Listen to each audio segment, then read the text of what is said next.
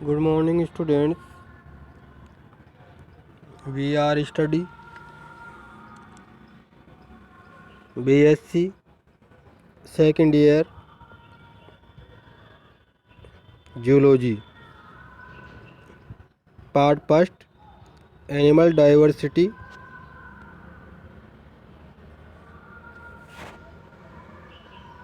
Paper first, Animal Diversity. Arthropoda to Protochordata. इसमें हम first unit को पहले पढ़ चुके हैं. Now we are study unit second. Unit second का फर्स्ट दिन है आज. यूनिट सेकंड में हम स्टडी करेंगे general character and classification phylum Mollusca up to subclass. इस वाले पॉइंट का हम आज अध्ययन करेंगे. तो सबसे पहले देखते हैं मोलस्का के सामान्य लक्षण एवं वर्गीकरण. Phylum mollusc. मोलस सबसे बना है जिसका अंग्रेजी अर्थ सॉफ्ट यानी कोमल. यह नॉन कोडेट्स एनिमल्स का दूसरा सबसे बड़ा संघ या फाइलम है. लगभग 80,000 जीवित जातियाँ इसके अंतर्गत पाई जाती है, जिनमें से 40,000 विलुप्त हैं. जॉनस्टन ने 1950 में इसे मोलस्क सब नाम दिया था. मोलस्क नाम किसने दिया था? जॉनसन ने. इस संघ में घोंगे, सीप, क्लैम, ऑयस्टर, मसल्स, स्क्विड, एक्टोपस जैसे जीव पाए जाते हैं. इस संघ के मुख्य लक्षण निम्न प्रकार से हैं. पहला है मोलस्क संघ के जंतुओं का शरीर संगठन ऑर्गन सिस्टम ग्रेड का होता है. हमने फर्स्ट ईयर में ही पढ़ा था. संगठन की कोटि.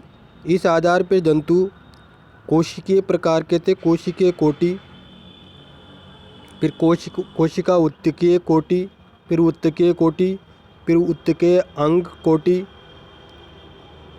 फिर अंग तंत्र प्रकार, जिसमें से ये एक है ऑर्गन सिस्टम ग्रेड. तो मोलस्क संघ के जंतुओं के शरीर की संरचना ऑर्गन सिस्टम टाइप की होती है, अर्थात इनके जंतुओं में कार्य करने के लिए अंग पाए जाते हैं, तंत्र पाए जाते हैं. आगे बात समझ में. दूसरा, इस संघ के प्राणी जलीय होते हैं.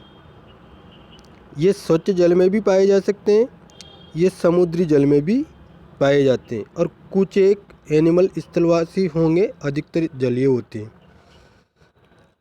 ये त्रिजनन स्तरीय होते हैं, अर्थात इनमें तीनों जनन स्तर एक्टोडर्म, मेसोडर्म, एंडोडर्म तीनों जनन स्तर पाए जाते हैं.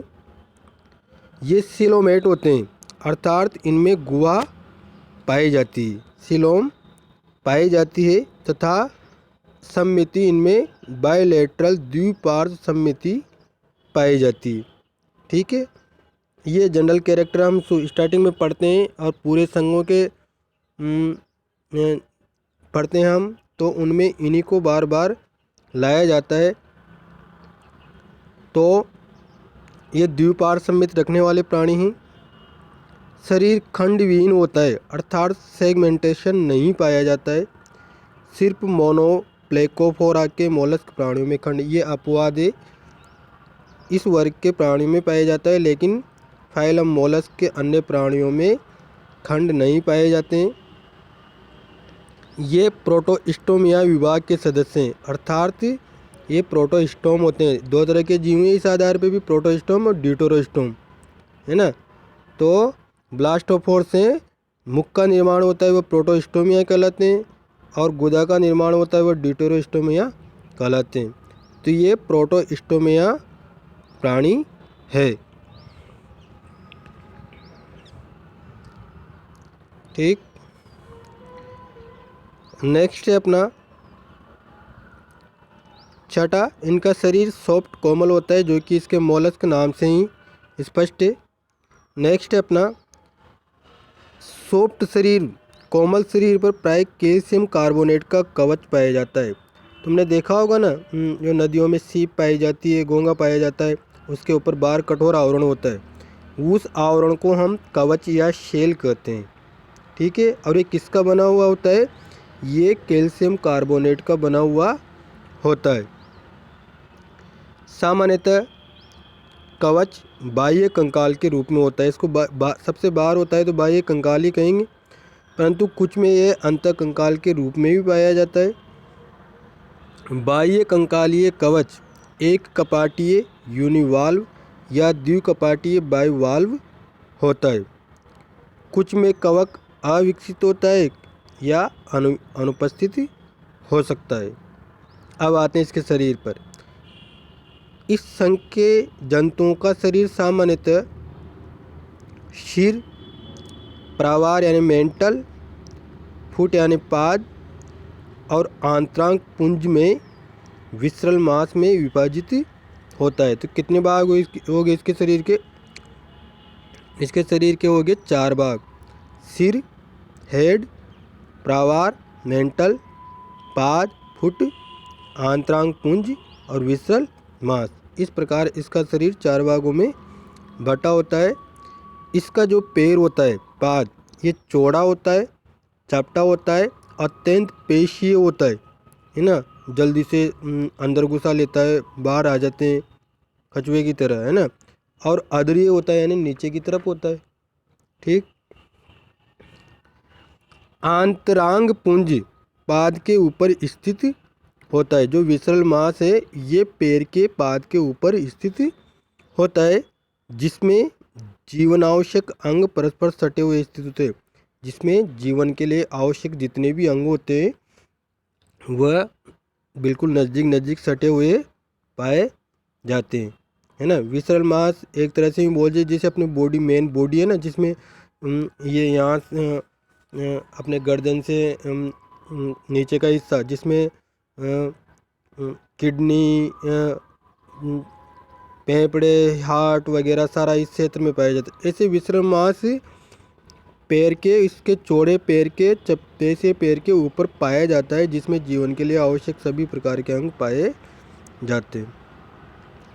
आंतरांग पुंज को घेरे हुए एक उत्तकीय आवरण होता है, और ये जो आंतरांग पुंज है इसका पूरा, इसको एक तरह से हम शरीर कह सकते हैं।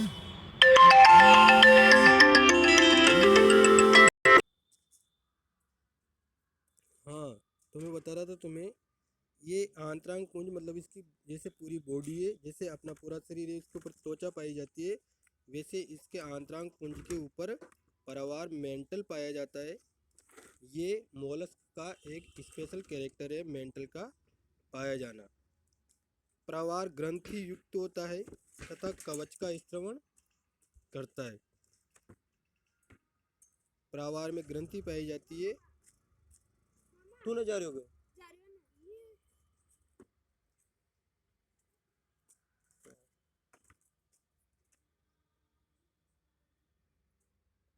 प्रावार में ग्रंथियां होती है जो कि कवच का स्रवण करती रहती है, बाहर के कवच का स्रवण करती रहती है। अतः बाहर का जो सेल कवच पाया जाता है कैल्शियम कार्बोनेट का, उसका निर्माण किससे होता है? मेंटल में स्थित ग्रंथियों से। प्रावार व मुख्य आंतरांग पुंज के मध्य एक प्रावार गुहा भी पाई जाती है।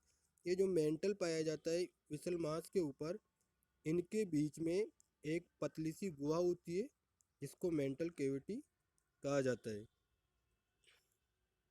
देह गुहा आश्रित होती है। इसके अंदर जो देह गुहा होती है वो रिड्यूस्ड होती है, यानी नहीं के बराबर होती है। वास्तविक देह गुहा सीलोम सामान्यतः कहाँ पाई जाती है? पेरिकार्डियल कैविटी यानी हृदय के आसपास। वह जनन ग्रंथि की ल्यूमेन अवकाशिका तक की सीमित रहती है। पाचन तंत्र इसमें पूर्ण होता है। पाचन ग्रंथि यकृत, अथवा हेपेटोपेंक्रियाज पाई जाती है। पैलेसीपोडा के सदस्यों के अतिरिक्त प्राय शेष मोलस्क प्राणियों में पाचन तंत्र में एक रेतन अंग रेस्पिंग ऑर्गन या रेतनांग या रेडुला जिसको कहते हैं वह पाया जाता है। ये रेडुला भी इम्पोर्टेंट शब्द है, तुम्हें याद रखना होगा। ये कहाँ पाया जाता है? मोलस्क में पाया जाता है। ये मोलस्क में किस काम के लिए पाया जाता है? पाचन तंत्र से संबंधित कार्य के लिए ये पाया जाता है। परिसंचरण तंत्र इसका विकसित होता है। हृदय में सामान्यतः एक या दो अलिंद तथा एक नीले होता है। रुधिर धमनियों व सिराओं में संचरित होता है। विभिन्न धमनियाँ एवं उनकी शाखाओं से रुधिर कोहटरों में एकत्रित होता है, जैसा कि सभी जीवों में होता है ना। ये जनरल बातें हैं।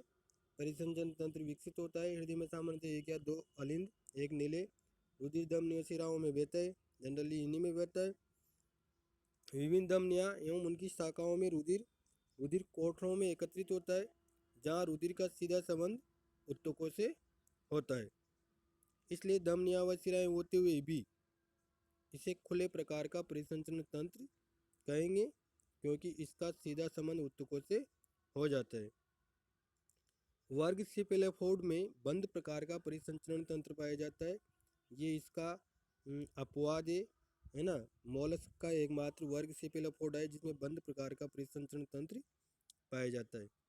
मोलस्क के रुधिर में नीला हरा कॉपर सहित वर्णक पाया जाता है जिसे हीमोसाइनिन कहा जाता है। ठीक है ना। इसमें कौन सा वर्णक पाया जाता है? हीमोसाइनिन। जनरली अपने शरीर में कौन सा पाया जाता है? हीमोग्लोबिन। यहाँ वर्णक रुधिर प्लाज्मा में घुला रहता है। रुधिर कोशिकाएं रंगहीन व अमीबीय होती है।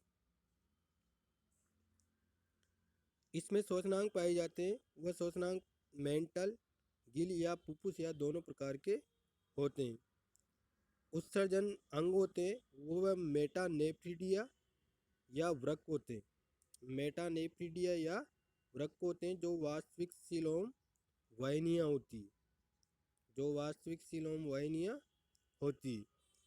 तंत्रिका तंत्र में युग्मित गुच्छिकाएं, अनुदैर्ध्य व अनुप्रस्थ संयोजक एवं तंत्रिकाएं होती।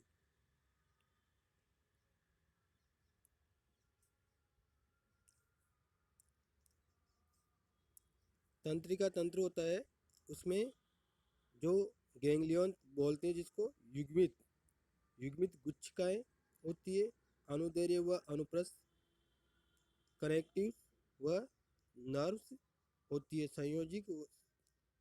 संयोजक व तंत्रिकाएं होती है। ज्ञानेंद्रियाएं सेंस ऑर्गन, उनमें नेत्र पाए जाते हैं। संतुलन पुटी स्टेटोसिस्ट पाए जाते हैं। जलक्षिका या ओस्प्रेडियम पाई जाती है तथा स्पर्श, गंध व स्वादग्राही ज्ञानेंद्रियां इसमें पाई जाती है। लिंग प्राय पृथक होते हैं, अर्थात इनमें मेल एंड फीमेल अलग अलग होते हैं। कुछ प्राणियों में दोनों एक में भी हो सकते हैं। निषेचन बाहरी या आंतरिक होता है। कुछ प्राणियों में निषेचन बाहर होता है, कुछ प्राणियों में निषेचन आंतरिक होता है। परिवर्धन भी प्रत्यक्ष और अप्रत्यक्ष दोनों प्रकार का पाया जाता है। स्वतंत्र लार्वा के माध्यम में कायांतरण के साथ होता है। इसका जो लार्वा है वह ट्रोकोफोर या वेलीजर लार्वा कहलाता है। ठीक है ना। तो ये इसके जनरल कैरेक्टर से जो आप लोग जनरल पढ़ोगे तब भी याद हो जाएंगे, क्योंकि सभी में वही पूछा जाता है कि शारीरिक तंत्र की कोटि किस प्रकार की है ना। कोरक जनन स्तर कितने पाए जाते हैं, देहगुहा पाई जाती है या नहीं पाई जाती है, प्रोटोस्टोमिया या ड्यूटेरोस्टोमिया सेगमेंटेशन पाया जाता है या नहीं पाया जाता। ये फर्स्ट ईयर में पेपर फर्स्ट यूनिट में स्टार्टिंग में ही थे कि क्लासिफिकेशन के मुख्य आधार थे 7, 8, 9 पॉइंट मुख्य आधार थे। उन पॉइंटों से ही पूरे संघों का जनरल कैरेक्टर बनाए जा सकते हैं, बन जाते हैं अगर वह तुमने स्टार्टिंग से ढंग से पढ़े हो तो। ठीक, नेक्स्ट चैप्टर हम कल पढ़ेंगे। इसी के साथ धन्यवाद।